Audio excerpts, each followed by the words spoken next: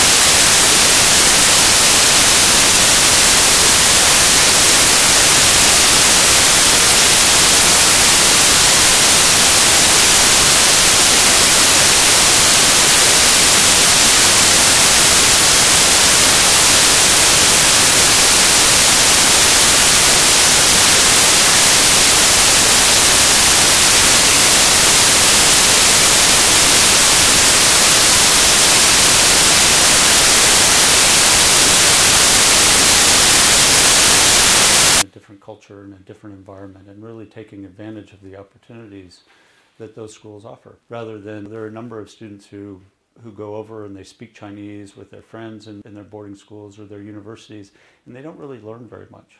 But the students who are so excited to go overseas and to really challenge themselves and take advantage of education, internships and research projects, those are the kids that really inspire me and that I love. I love working with kids like that who get it. And you know, not a lot of parents want to send their children abroad at a young age because they think that the educational system in China is good enough to help them to have a sound foundation, and they want them to study at university at the undergraduate or graduate level. And what do you think about it?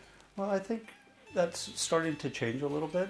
I think some families are beginning to see that boarding schools get students involved in understanding the different educational system that's in the United States or other countries. So they want to enroll them in boarding schools or even junior boarding schools so that they can develop the skills necessary to be successful when they go off to university.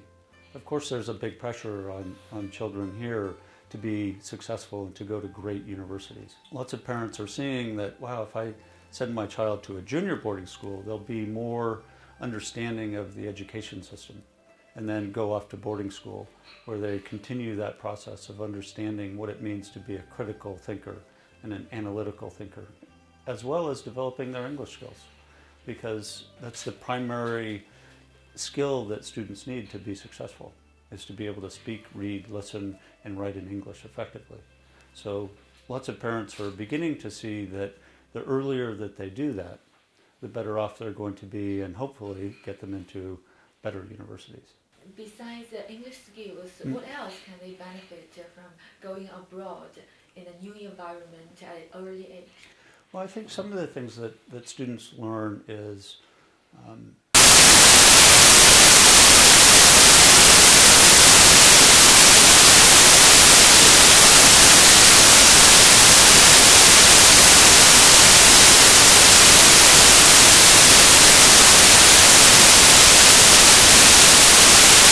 of the background is probably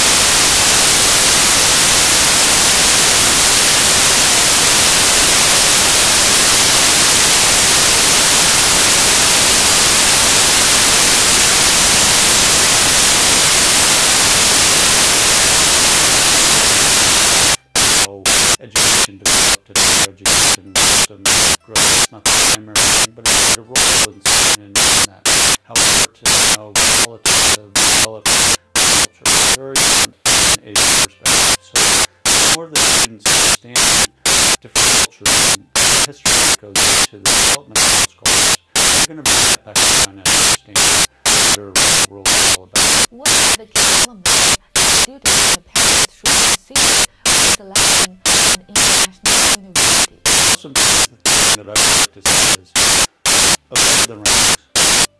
If you look at schools that have a tradition of developing international students that understand international students and perspectives, that provide a community where students need to feel comfortable.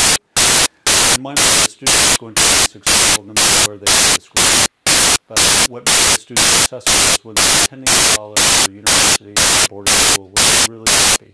Every day they wake up and they go, wow, this is the place I want. This is where I'm learning and engaging into life, and I'm growing as an individual, not only in terms of academics and education, but also as a person. So just to fall into rankings, it will tell you any of that. There are thousands of colleges and universities in the United States, and all of them provide tremendous educational opportunities.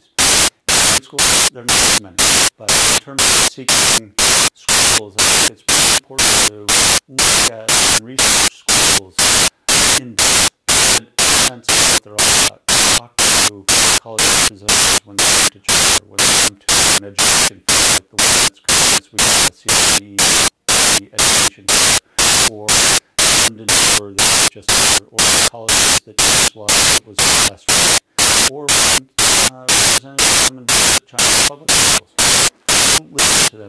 Listen to the differences of what they're talking about in terms of their environment and their ethics and their understanding of what international education is all about. Students will begin to see that they differ completely. Maybe some parents will say to you that, oh, I didn't know this university, I don't want to go to listen to their competition. Usually that's because all they're looking at is a list of schools.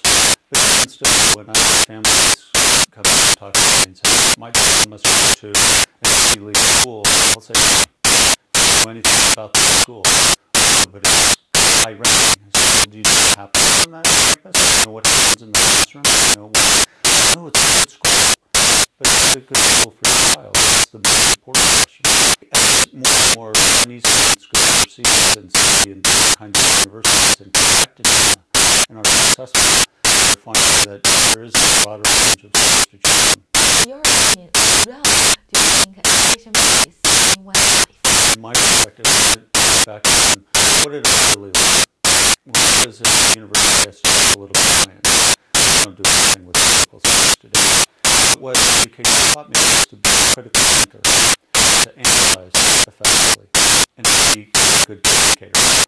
From that, those three skills, and most students when they go abroad to study, particularly in the United States and Canada, are going to learn those three skills in addition to their major.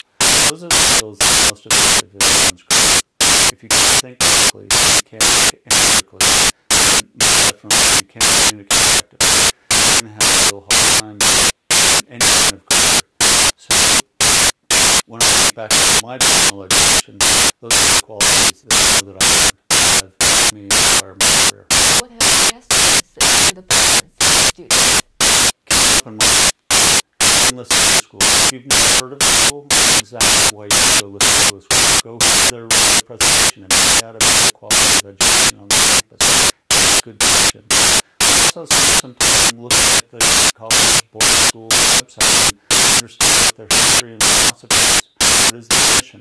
In other words, what are they looking to do with your child living on that campus? Go look at the academics. Look at the actual courses that the students are going to take. Do they make sense?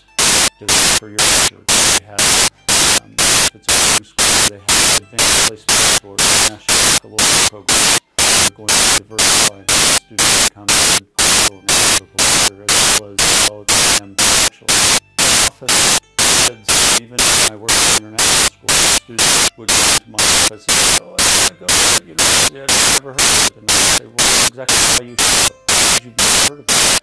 Here and say, I took my time, I listened to what they have, and I never liked it. Well, no, it's not the kind of school that I want to go to. Making an informed decision is far better than making a test one time before. I really investigate research in school. You make a good choice. Okay, thank you very much for doing the program. Thank you so much for being here. It's great. And I hope you like the tea. Good to hear. What's your hope to Tea House program? Well, I see how it will continue to grow, and that it will have a broad audience, and that students will understand, or the audience will understand the valuable lessons that they learn from your adults that come through and help with you.